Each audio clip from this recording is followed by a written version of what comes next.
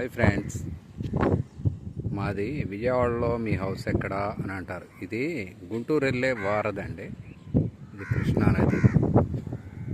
కృష్ణానది అటు పక్కన మీకు కనబడేది కొంచెం దూరంలో కొండల పక్కన మణిపాల్ హాస్పిటల్. ఇదంతా కృష్ణానది నది పరివాహ ప్రాంతం. ఇది వచ్చి బ్యారేజ్ అండి, ప్రకాశం బ్యారేజ్ అన్నమాట. ఇది ప్రకాశం బ్యారేజ్కి ఇది బ్యారేజ్. ఇది మొన్న గతంలో జరిగిన పుష్కరాలు కట్టినటువంటి పుష్కరాల ఘాట్ అండి.